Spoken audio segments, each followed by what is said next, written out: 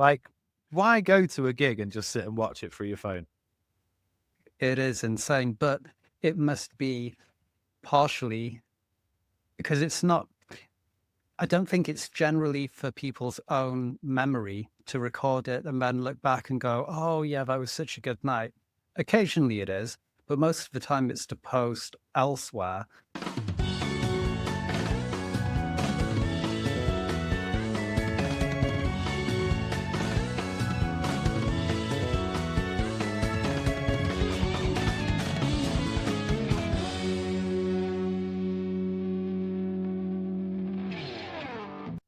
Your attention has become the most valuable commodity on earth.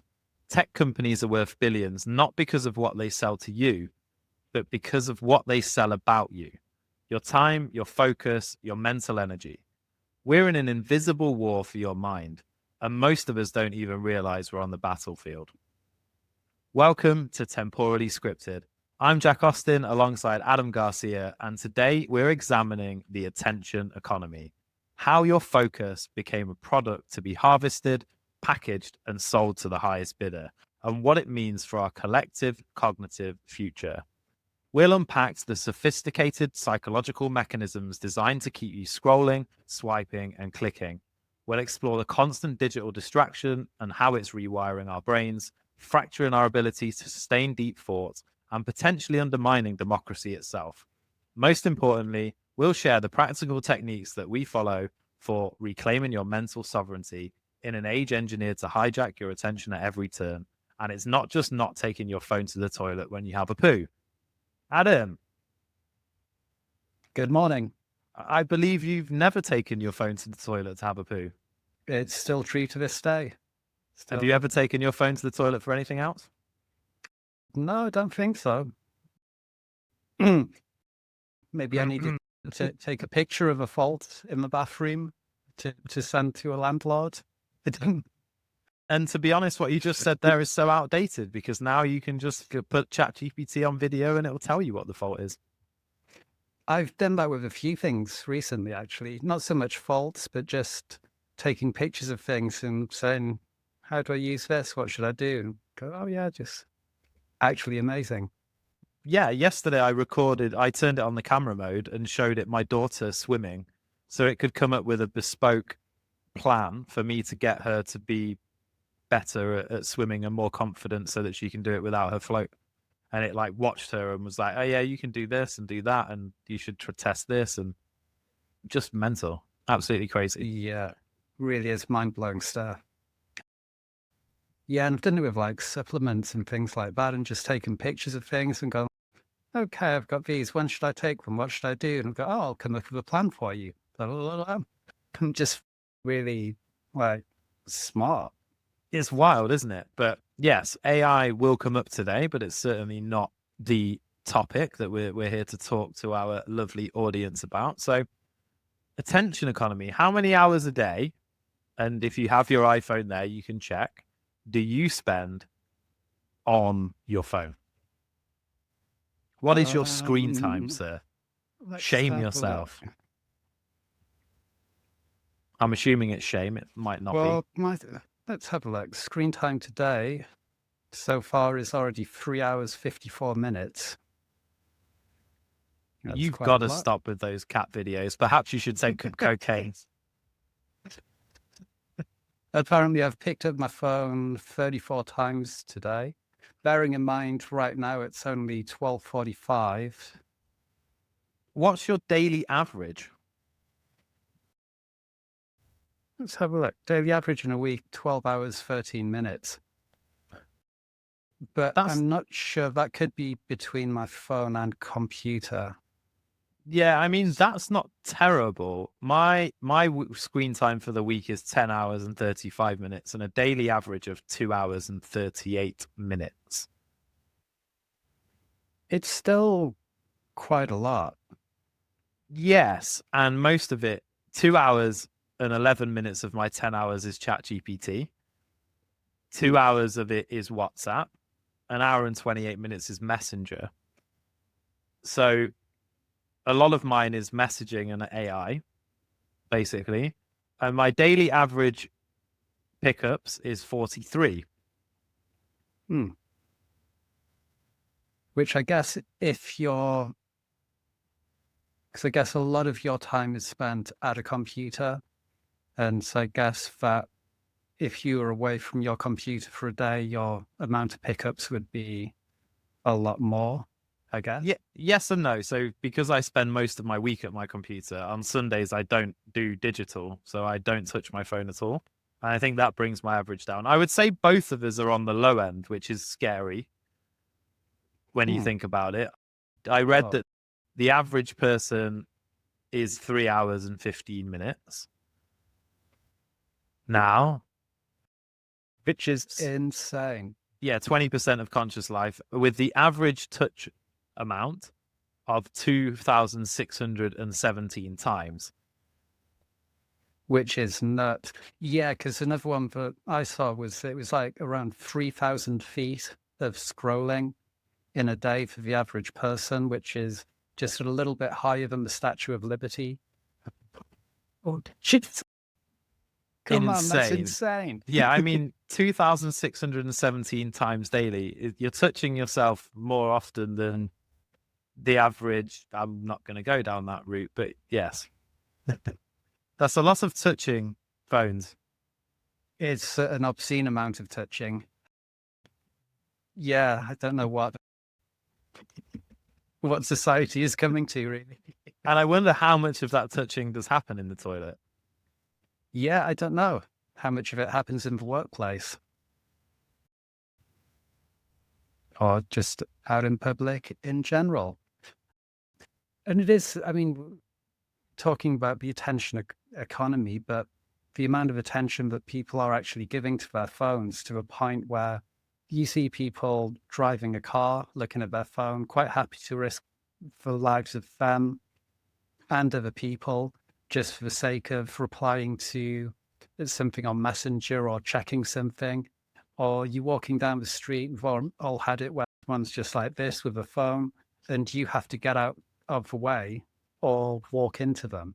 And you have to make that choice of, what do I do? Do I walk into them, teach them a lesson, or do I avoid it?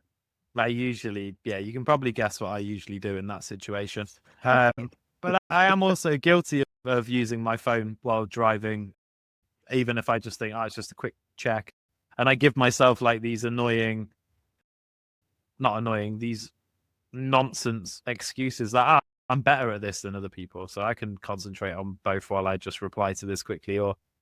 And interestingly, I also get annoyed when I go past people that are using their phones as well. Yeah, even though you were doing the same thing 2 minutes before. Yeah, and where we live, we have people that use their phones while riding motorbikes, which I find seems even worse. Yeah, what I usually do if I'm in the car is I hold my horn down so I can see them, like, and I just go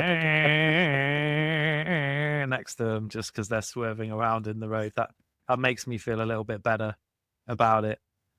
I mean, even to the point here, and it's probably everywhere, but we went to the cinema last year. I don't go to the cinema very often. I don't like sitting with other people, and I had that impression about you. I don't know why. Not a huge fan of it. No, it's not for me.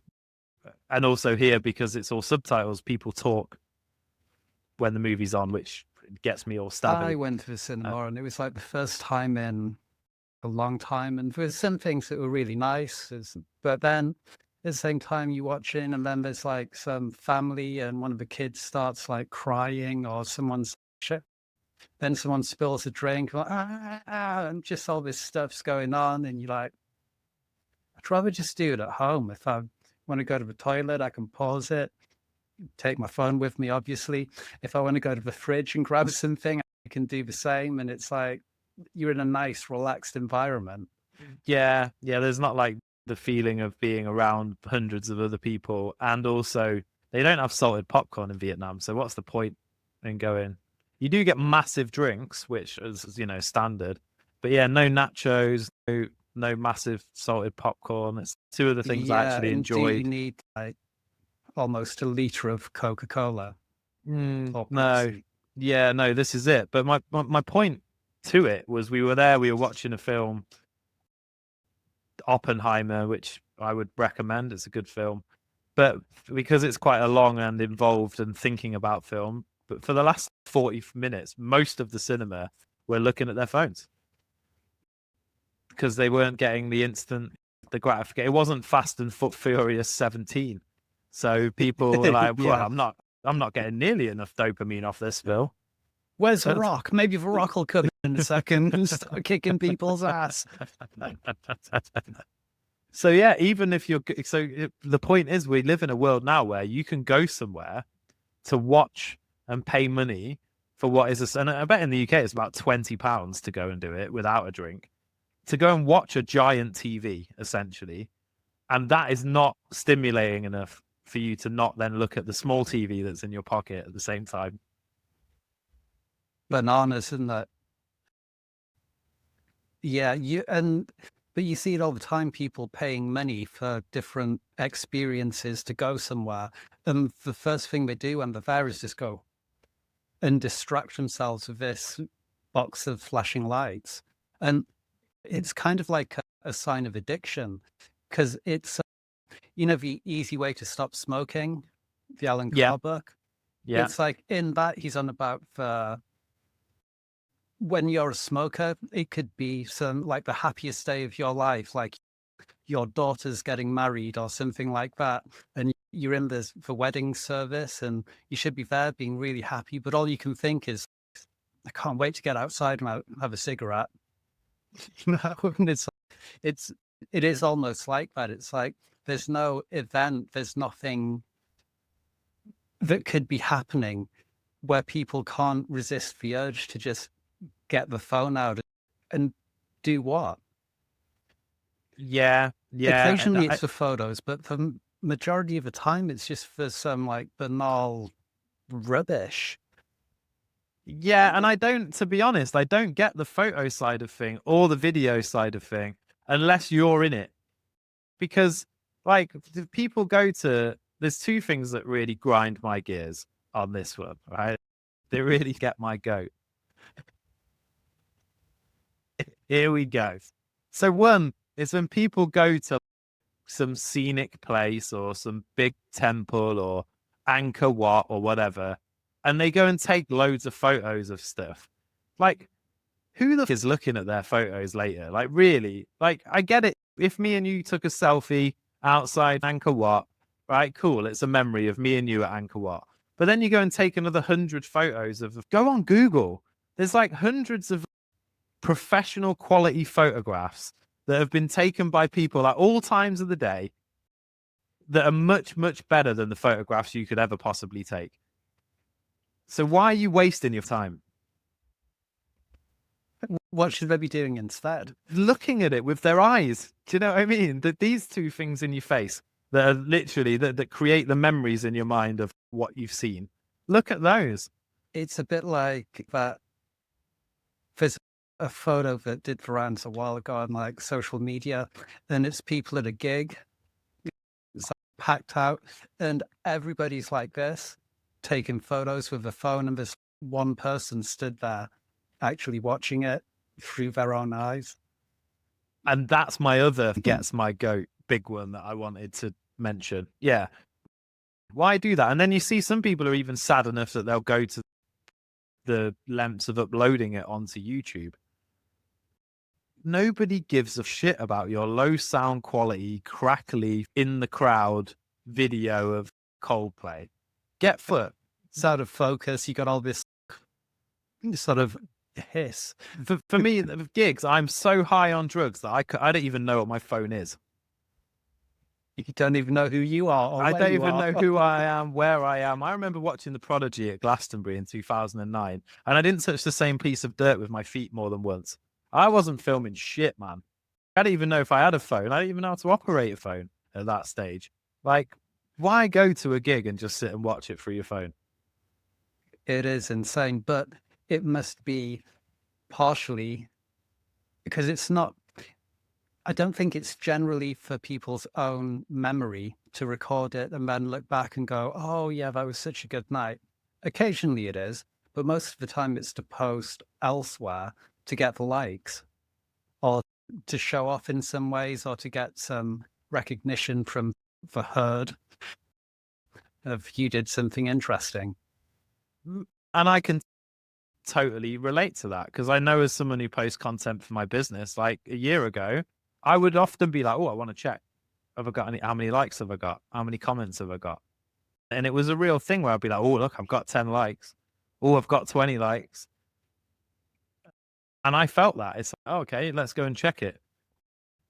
It was my anniversary recently. I posted on Facebook a nice heartfelt message with a bit of a 2 fingers up to the people that thought that, you know, I was being crazy by staying in Vietnam. Hello, still here. But it's like, you get, you know, it goes up to 70 likes, 80 likes. You start thinking, oh yeah, I'm a popular guy. People like me. And that's really, even as someone who understands the psychology behind it and the nonsense behind it, I still get a little, got quite a lot of likes on that. Everyone does. I'm sure everyone does. I know that I do. It's forever I kind of post anything, but say if we're doing stuff for the channel or something like that, and you go, oh, right, wicked, got 4 views today instead of 3. That's nice. Get a bit of a buzz going on. Think Yeah. best man in town. Yeah. Dopamine release. Yeah. It's not quite semi-inducing, but it's, you know, it's not far off.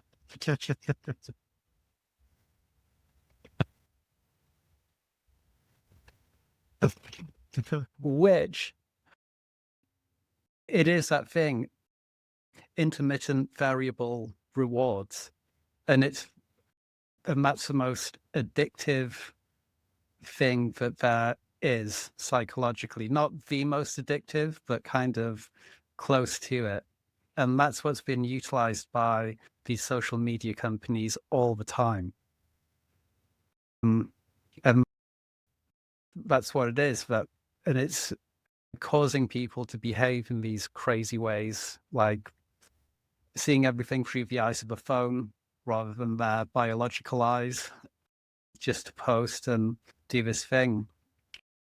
And it is quite random sometimes what things get the likes and what things don't. All of a sudden, you can just have something. It's, oh shit, I got loads of likes and why? It's no different to my other videos. There seems to be no sense to it, but that's the idea of it.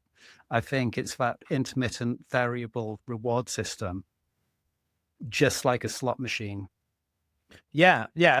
And the other thing that shows about people's attention and their focus on these things, right? It is like a gambling. It is like one of these things that keeps you addicted, games, all of the rest of it, Duolingo, you name it, right? They're all about giving you these little rewards, gems, whatever, all this other shit you don't need. But it's also where people will like the posts the most that have a good hook on them. And it's all about that first sentence. And I learned this because of my job and what I do, right? In marketing. One example is I posted something a year ago where it's like, I got arrested. And then it's going into my story about a time I got arrested and how that led me to being in Vietnam and all of this kind of stuff. Oh, right. I thought it was going to be some kind of thing where you were selling some product or something like that. I got arrested because my prices were so low. And that's genius as well. And it's the same that, you know, it's that psychology of the hook that gets people into these things. And that's isn't why, it like sort of you have the hook and then some kind of like pledge or something like that, a lead in. Yeah. and then a call to action at the end. Yeah. And they can go from super spammy to not so spammy, but they have the same kind of effect. Here's the mistake most business owners are making on LinkedIn.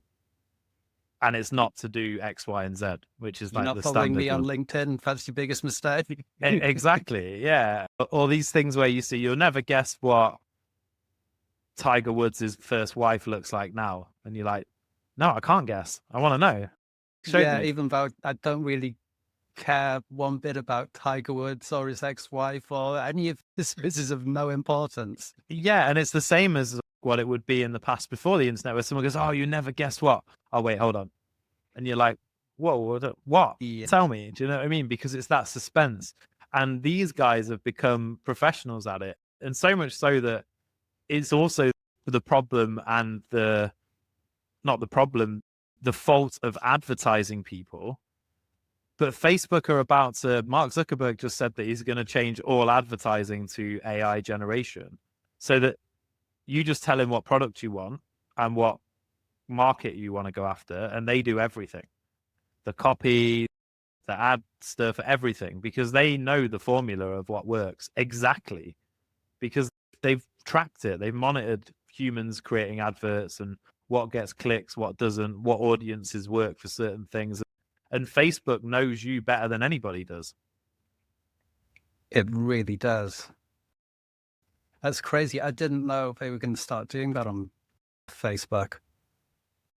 Which again, that's a lot of people's jobs. There's sort of freelance video creators, all kinds of things, really.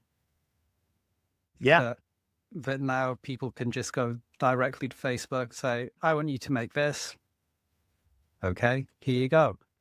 Yeah. Yeah. And it's not there yet, but he's made it clear that is his intention, to make it so that you just go and tell them, and the AI handles everything else about that process. So every giant ad agency from big to small will no longer be needed in terms of Facebook and advertising, which is just one extreme thing.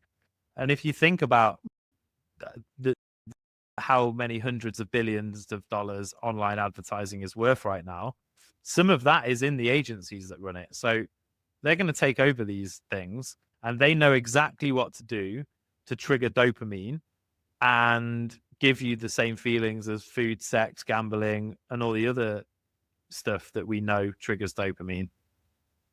Yeah, completely.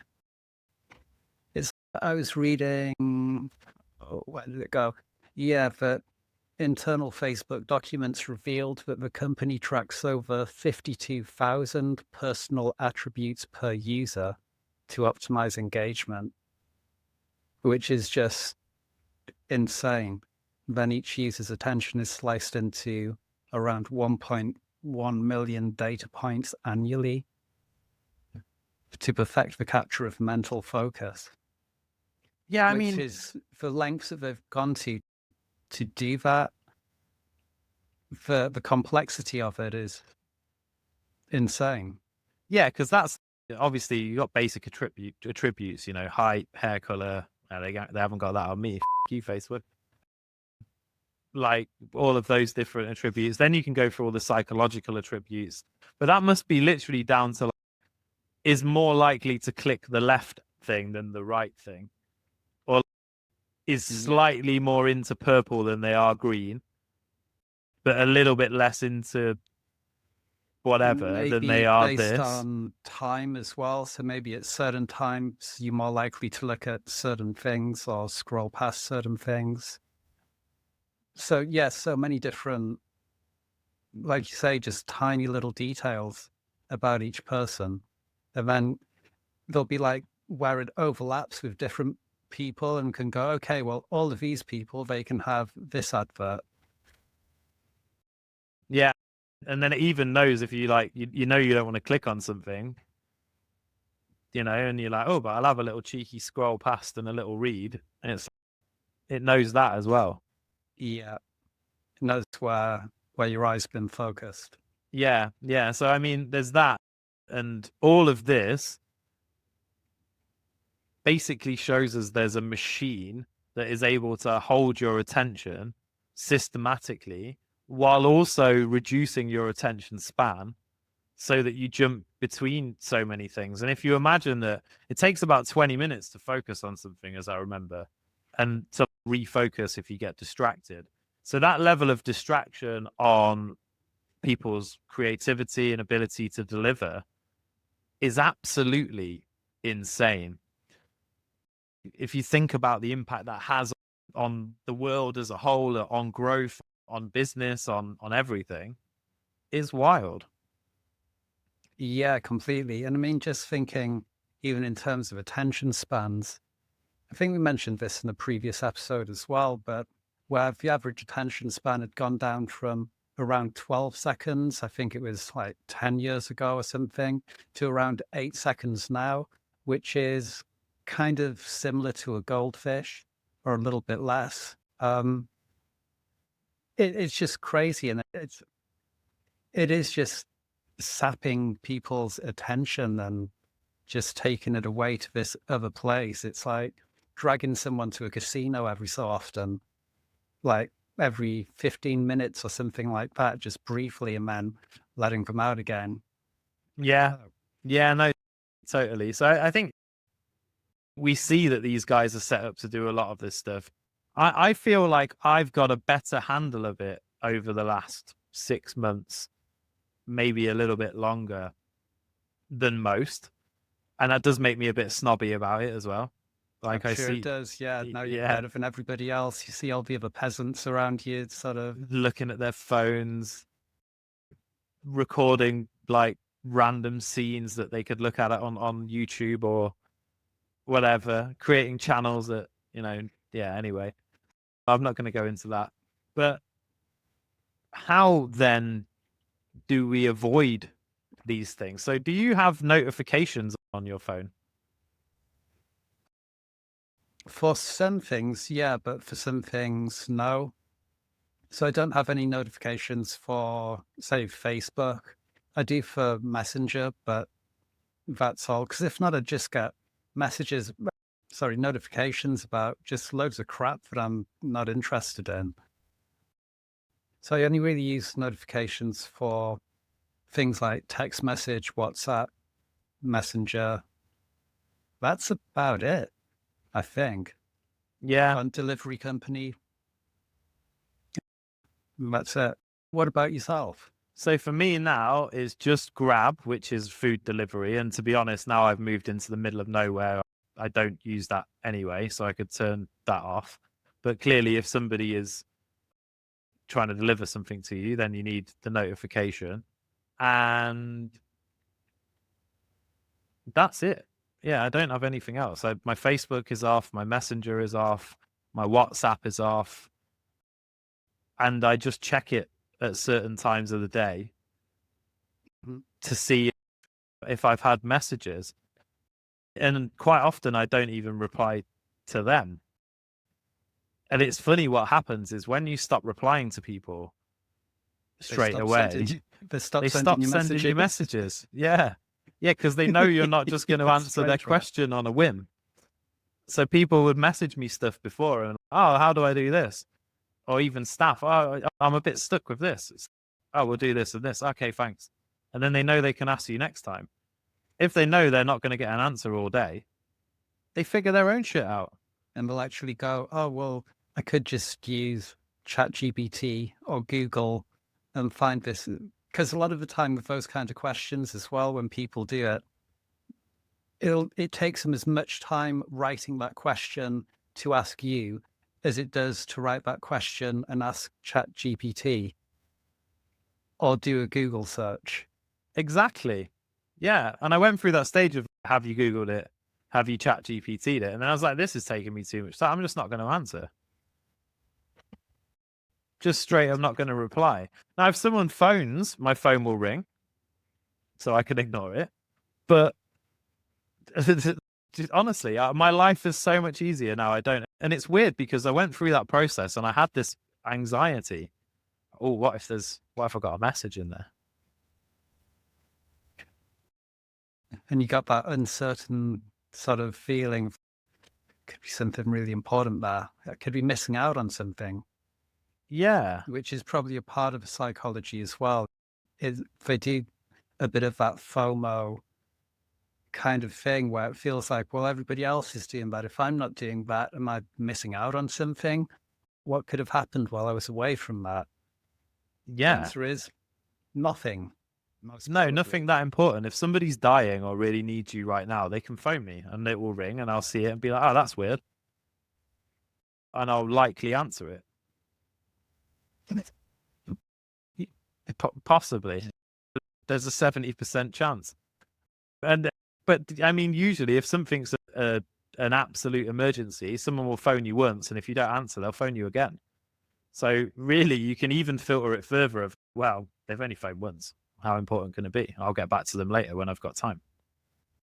And the difference that's made to my life and my delivery and what I'm able to achieve is ridiculous. Yeah, it would be. because the whole thing is it's to get you to pick up in a way, and then hope that you'll get distracted with something else once you're on whatever app. That seems to be how it works. Yeah, honestly, if it wasn't for my business, I would never look at social media because I don't read anything on Facebook that's not someone who's a potential customer, so I can comment and engage and build relationship, or someone who's a competitor. There's no Janine I went to school with posts about her dog and her fifth kid or whatever on there that I'm looking at, because they just don't pop up because I don't engage with them. I'll unfollow these people if I see them. Do you know what I mean? And I think then there is a route, but it is a difficult path to follow to get out of it. And the other thing is, I banned myself from shorts. Oh, okay. Was that kind of a problem? Because they're just, yeah, you can sit for hours just looking at people falling over, men of culture style shorts where they've cleverly used some kind of thumbnail that makes you want to watch a video. I do occasionally let myself get sucked into these videos that are like British memes. Okay. And it's just funny. Yeah. So like you just random British people doing what British people do. That Ronnie Pickering one is an example of the kind of meme that's funny. Right. I don't know. Yeah, there's this guy, it's a really old one, but there's this guy in a Vauxhall Corsa and they're having a bit of a road rage. He's like, "Oi, you know who I am?" He's like, "No, I don't know who you are." He's like, "I'm Ronnie Pickering." He's like, "Who?" "Ronnie fucking Pickering." And he's like saying this to him, and yeah, that kind of stuff. Or the guy who's like the little tiny old man football fan. I don't know if you've seen him. He's like the Wealdstone Rangers. He's like, "You fucking want some? You want some, mate? I'll give it to you if you want some." And like that kind of stuff, because it's quite funny. But again, a total waste of time. Completely. I mean, a bit of entertainment is good sometimes, but it's like that thing, everything in moderation or whatever. But I guess for the incentive that these companies give, or not even incentive, they just try and like hook people in for as long as possible. And it's never doing things in a healthy way, really. They just want maximum engagement. And they're so clever about it that you can even get lost down this track on things you think are good for your life and your business. So you can get addicted to watching like how to make $10,000 a month videos. Yeah. I still go on X quite a lot. The reason I started using it was years ago. I think it must have been from like YouTube or something like that, but I was learning about trading. There was like a trader who was on some videos. "Oh, well, you should follow me on X or Twitter" at the time. So I did. And it's, "Oh, cool. He's posting some really interesting things. I'm learning a lot." Then start following some other trading groups and things like that. And you go, "Oh, okay, cool." But then over time, it sort of grows.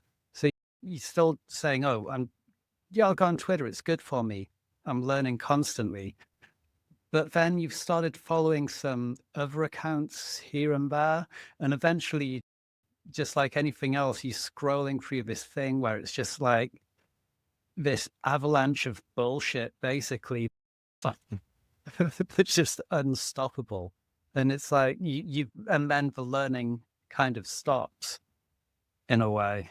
Yeah. And also your brain is not smart enough to know the difference between watching something and actually doing something. So you get this reward of progress. Oh, I'm making progress because I'm learning all of this stuff. But but how much progress would you have made by going and doing the thing that you were watching about, and then basically seeing that by doing it you might get stuck, and then you can go and ask for some advice or find a specific video about the problem that you're stuck with. But what you've got to remember is that 95%, maybe more, of the people on YouTube are creating their content because it's a funnel.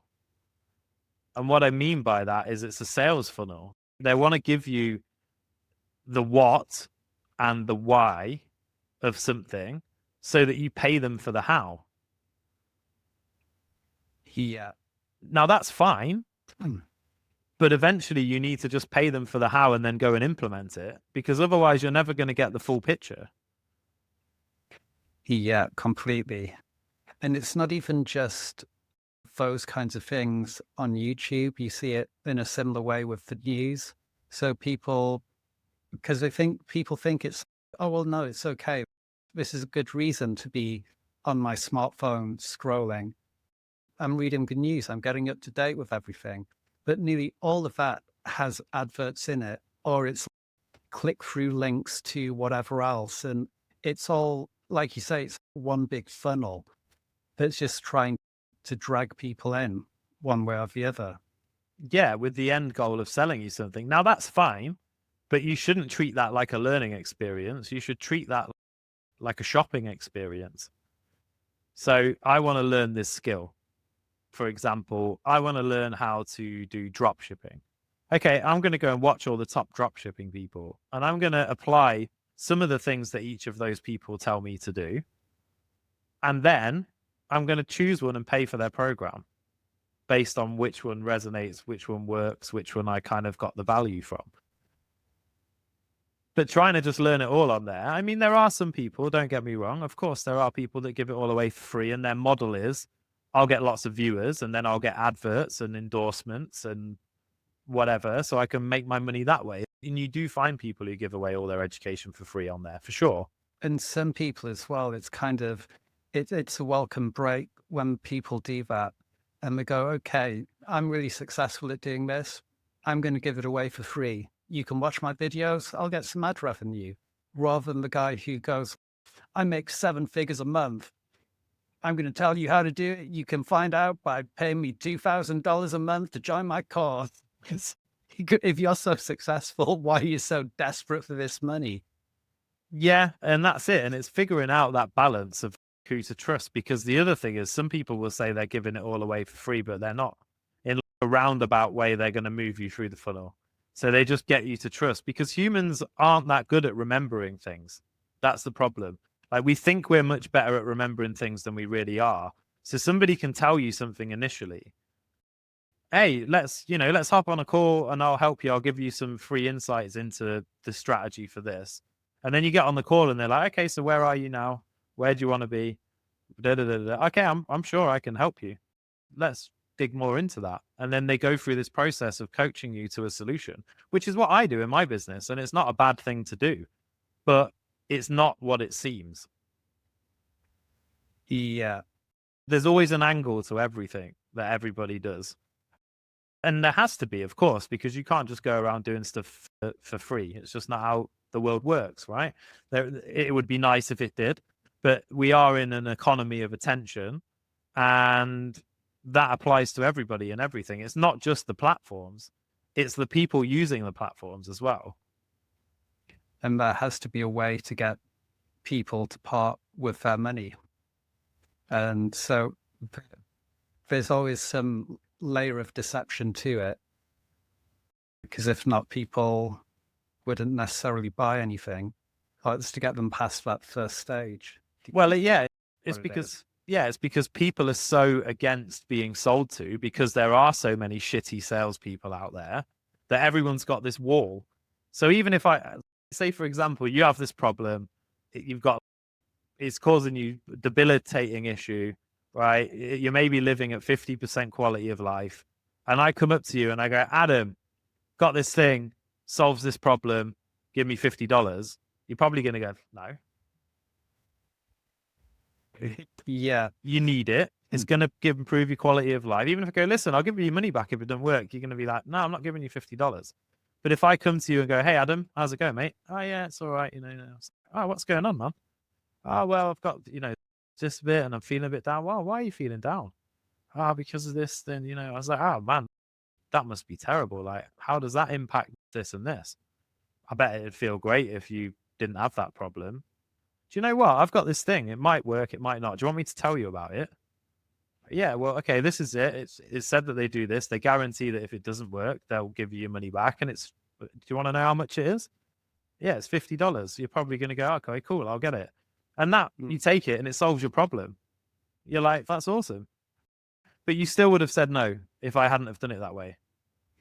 Yeah, and because everyone's kind of really skeptical about everybody else and businesses in general and anything where it comes to money being exchanged. I think it's that thing as well. I remember growing up as a kid, we used to get loads of stuff through the post box where it would be flyers for one thing or different adverts for different companies and things like that. And all of those things, they never got read. It was just a case of pick them up, tear them in half, throw them in the bin. But it's like advertising has moved on so much since those days to a point where it's now really invasive and in everything that you see on every website, every social media. It's all there and highly targeted and psychologically appealing, and all of these things mixed together to just draw you into it. And it's just really wild. Yeah, it is a whole different game, and it's ironic because now I think the whole attention focus of sending a direct mail would probably work really well Yeah. because of novelty. Yeah. Can you imagine getting something through the post box? You'd be like, huh, what's this? And a lot of people now, they never would have seen that kind of thing before. No, they would just ignore it or chuck it away or whatever. If you went to the effort of sending a handwritten style piece of marketing to people's houses now, I think you do really well because it's become a blue ocean of opportunity because everyone's so focused on digital and being in that space. And digital is getting even more crowded because of AI and the fact that people who couldn't produce adverts and produce content and copy now can. Granted, most of it's absolute fucking garbage, but they can, And I think it's like for the first quarter of 2024 versus the first quarter of 2025 on LinkedIn, because that's where my expertise lie, there's 7.5 times the amount of posts. That's a lot. Because anyone and his dog who doesn't know how to write can go and put stuff into AI and get something. And because they don't know that it's shit, they just post it because they think that it's helpful for their business and stuff. And it's not. As someone who's a musician, you can probably appreciate this, right? And someone comes up and they're like, I'm dead good at this. And they sing a tune on karaoke or whatever. And you're like, do you know what I mean? Or like DJs that just press one in and one out and stuff. I'm a musician. Guilty. Got better paid than most people I know that are DJ. I'm one. But anyway, that's marketing again, not ability. But the point is, when you suck at something, you don't know you suck. So you just look at it and you're like, hey, I'm going to post this. Yeah, completely.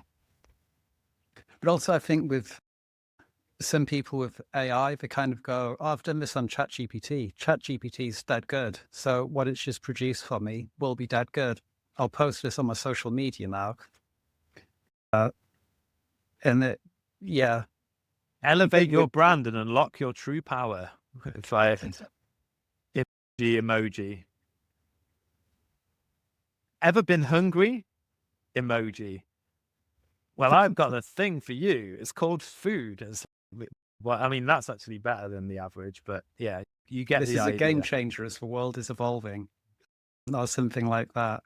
You get the idea. Yeah. So I wonder if we look ahead a little bit, what's going to happen to this attention level when people have augmented reality and it's more readily available, and virtual reality? If you're struggling to not look at your phone now and watch shorts and binge various time sapping things, what's it going to be like with AR and VR? And before you answer that, I even deleted Duolingo because I realized it's another con of like notifications and updates, and you're never actually learning the language, but it's constantly go and spend 5 minutes learning Vietnamese. No. Yeah. The interesting you should say about let's do the deal with the government first. Yeah, But yeah. yeah, things like that. I haven't looked at any other language apps, but with Duolingo, I know what it's like. They have no reason to help you learn that language fluently in a year. It would completely be possible. There's way better techniques, way better strategies for learning a language than what they use. But why would they want someone to just come along, learn the language that they want in a year or something, and then go? They need you to be like constantly there, either if it's looking at ads or if they want your subscription every year, whatever it may be. So they're always going to come up with this stuff to keep you on it. And then you haven't been on it for 2 days, so your streak freeze is gone. So if you have to repair it, or you have to do all these kinds of things, just different hooks to get you in there. And it is just bullshit, really. I think Yeah. the best way to learn a language would be to say to something like Claude, hey, Claude, I want to learn Vietnamese. I want us to start with basic grammar first and then work on all the different tones of the language. Then I want us to go through the 500 most commonly used words and then start implementing them into sentences, and then just keep building it from there, maybe using mnemonics or something like that to memorize certain words and things. And you could just use Claude and you could do that. You'd learn really quickly. Whereas when you get stuck on Duolingo, the idea is to keep you there for a long time. Yeah, and I have to say, I had like a 580-day streak or whatever. So it was like there was an emotional baggage to like letting that go and being like, do you know what? I don't need this app. I'm going to delete it. There's so many other things that I could do. Like my routine's pretty damn good these days, but there's one thing I should do more of, which I don't, and that's stretching. And I was thinking to myself, I spend 5 minutes every day looking at Duolingo. I should just spend 5 minutes every day fucking stretching. What's going to give me a better enjoyment for the rest of my life, more longevity, more movement, less likely to like trip and fall and die when I hit my, 90s, 80s, whatever. And but you've got time to fucking answer this stupid little owl and talk about. I know how to say that the dirty bat is at the train station. Yeah, 'cause it's And these always other useless things. things like that. Yeah, exactly. Yeah. My aunt has bats, not baseball ones. Do you know what I mean? It's what the hell? And I think, yeah, that's crazy. So all of these things really, there's just a limited value to them. And the value is in disconnecting from them all. And I feel like that is where you get your peace and your energy back, is by not being on these platforms, not being available to every message, question, whatever. And I see it with some people. Like I've had new connections who have added me to a couple of WhatsApp groups, and I go back onto WhatsApp later that evening. They're like, "Oh, can you please engage with my introduction that I've given you?" I'm like, "No. When I'm ready, I will. I'm not just sat here all day looking at WhatsApp waiting for you to message me. Like I'm not. I even get it with my wife sometimes. She'll be like, "Oh, did you not see my message?" No, I don't check messages. Like you're downstairs. Come in the office and go, "Hey, babe, did the dentist is closed today? Can we go on Saturday?" Not. I don't know. I don't see it. I'm not looking at it. And you sense like, some people, they get annoyed. They're like, "Oh, okay then." And that for me is an instant, right? I'm going to delete you, or I'm not. I'm just not. You're not entering my world, my zone of Yeah, relaxation. don't know if like for a lot of people in different circles, if there's like a certain etiquette way that they expect people to behave, whether that's in like a WhatsApp group or something else. Oh, I've added you to this, so you give everyone an introduction. But And yeah, no, not what I agreed to. Like, what? yeah, give me And some engagement. No, and you're actually giving me work to do in a way. That's taking X amount of minutes out of my life to do that. and then people are going to reply, and then you're going to have to reply to them. And to be honest, the reason that I'm like this now is because I've been there where I've suffered and felt the need to reply to everybody and to get on meetings with people that like, let's have a virtual coffee, or You meet someone that lives in Da Nang and they're like, oh, come and, let's meet up and have a chat. No, no. I used to do it. Like, I used to do it and meet people and go. And then I thought to myself, in a week, I'm sat on my computer for 50 hours working or whatever. And then I'm spending other time replying to all these random people on messages. I've got a wife and 2 children. Like, I should be spending my time with them, not going and having some coffee with some random who I met who might, like, what? I've got Yeah, friends I actually completely. like. Like people like yourself and a couple of others in the city that I actually enjoy spending time with. So for me, it's going to be right. I can reply to random people on Facebook, or I can spend time with my family and then my close friends. That's it. And it's really changed my life because now I radically delete drama. People who bring me drama, I just don't reply to. Hmm. I had someone the other week message me who I know the reasonably well. My wife pisses me off so much. I think I'm gonna get divorced. I read it and I just didn't reply. And you can just go, well, No, yeah, I it don't doesn't look like a reply. great situation, but do you only get drawn into that thing of trying to sort somebody else's life out or doing the counseling thing when you're busy enough because you have your own business and family and everything else? Yeah, no, I'm afraid not. It's not happening. Pay me 5 grand and we can have 12 weeks together and I'll help you solve your problems. Yeah. Otherwise, And you'll be brilliant at SEO and a few other things by the end of it. yeah, exactly. You'll have a business that can actually pay you back that money. But my point is like, I just don't engage with it anymore. And since I have, people don't bother me with stuff. Yeah, I can imagine. I mean, going back to your original question, which was, what will the future be like with VR or AR or whatever we want to call it?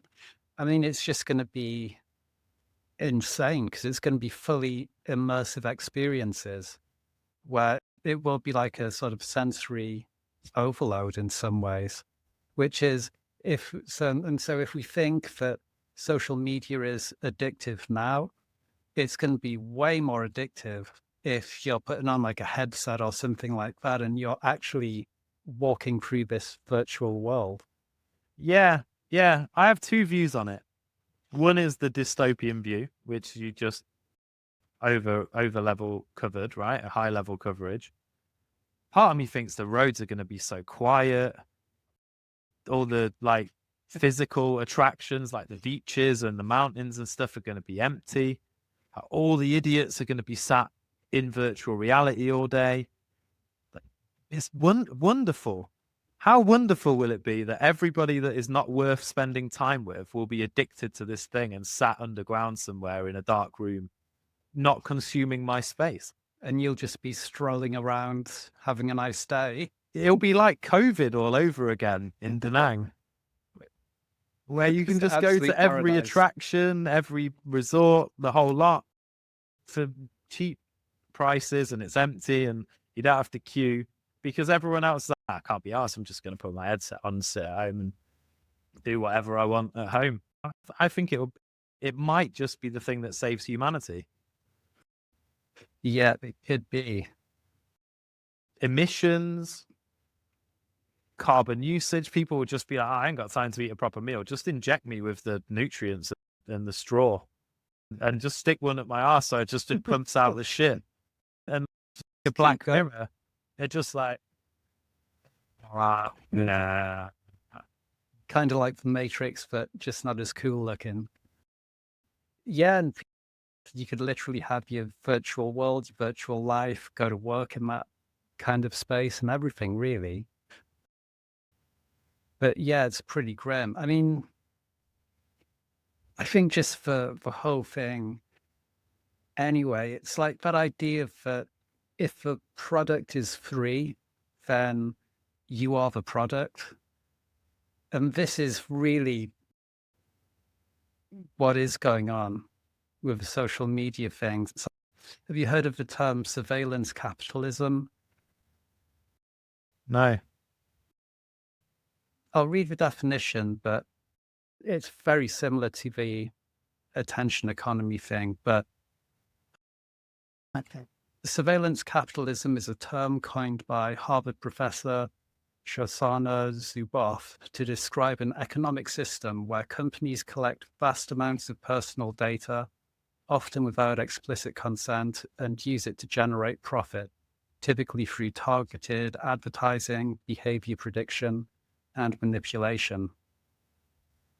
And so that's essentially what we have. It's just a trick to get people to stay on this thing while they take all of your data and study your psychology, sell that to people, and then sell you things. And it makes total sense, right? It completely does. You can see where that all breaks down and where it comes from. But I think just to give people some hope and a kick up the arse, actually, it's a double whammy. So it is within your control, right? There is no need to be on these platforms for anything other than business or work needs. You can take back that control. And if you feel like that's a difficult thing to do, you really need to take some action now. Turn off all the notifications on your phone. Get rid of anything that takes your attention on your phone that doesn't need to be there. Set yourself limits in a day but after 8 o'clock, I don't use anything online. No digital stuff, right? And before 8 a.m., like create yourself windows. Have a day a week where you just don't look at technology. Like on Sundays, the only thing I use it for is a map if I'm going to find a waterfall or something random in Vietnam, or take a picture of a shit view. But usually, joking aside, a picture of something that I can use for usually my business and social media. There's always a purpose behind why I go on there. And if it's not for that, question yourself, like, why are you doing it? Is it really worth it? Because at the end of the day, you can always blame the big social media companies. And yes, they have engineered it, so it's very difficult to avoid. But it's like anything. You can quit smoking, you can quit drinking, you can quit any of these things, and you can start doing healthier things in their place. And if you decide not to, that at the end of the day is your own choice.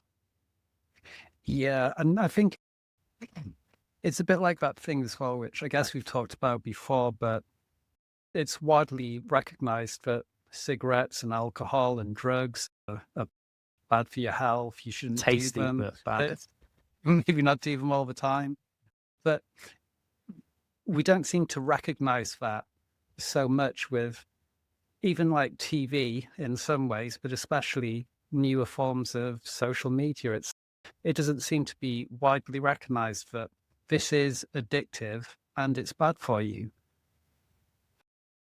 And I think that's part of it as well. It's, oh, well, I just go on Facebook for 7.5 hours a day or whatever. But that is an addiction. It is doing something that's not good for your head. It's probably making you unhealthier as well, because you're less likely to be doing more healthy things in that time.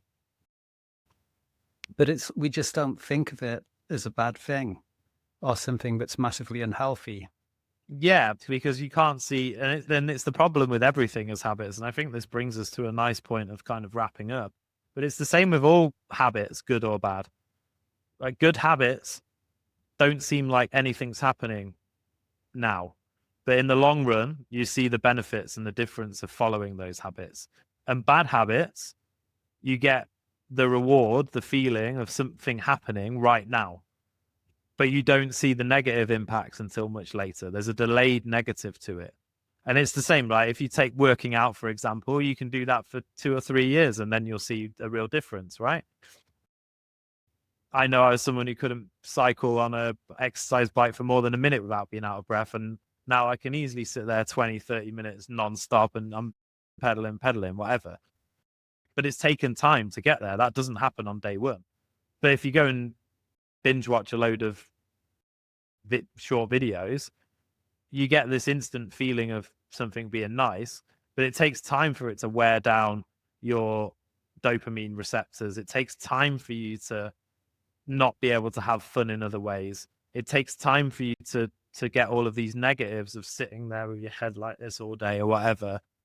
But by the time they come, it's too fucking late to do anything about it. Yeah. Yeah, because you can be years down the line at this point. And that for me is the barometer, the way of knowing is like, is this giving me gratification right now? And if the answer is yes, you probably shouldn't do too much of it. Yeah. And we both looked at our screen times and things like that earlier. It's like we don't get any of that time back, and it's like you're saying about it's like long-term effects and things like that.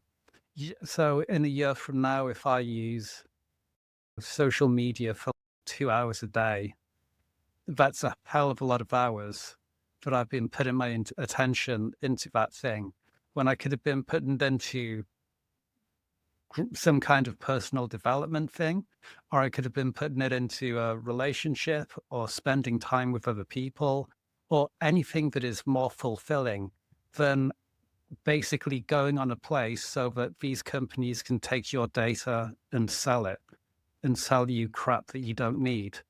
And it's just it's a thing that I think a lot of people will realize at some point. Some people will actually think about it and go, whoa, if I added up, like maybe I've spent a year scrolling through social media. Imagine if you had a year just to do anything else. Yeah, and I think it's because people don't believe. It's hard for humans to perceive that you're going to die, and that you don't know when it is that you're going to die. So you just don't see why that's important. And I think that's probably what the definition of hell is in some ways, is like that moment where you are dying and you know that it's done, and you're like, oh, I wish I'd done this. I wish I'd spent more time with these people doing these things and not the other stuff. And I think even in some ways, getting pissed up or whatever has more of a value than sitting and wasting time like scrolling social media. But it obviously then has the after effects of sleeping for a whole day or whatever, which again is wasted time. Yeah. And if you do it 20 times in a year, that's 20 days. It's almost a month of being hungover in bed.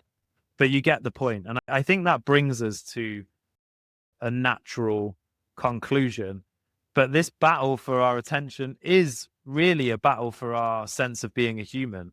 And the fact that our minds being constantly fragmented kills deep thought, meaningful connection, and all of these other things. But I do think there's a reason for optimism. And the fact that, in the words of the great Bob Marley, right, they can never take our minds.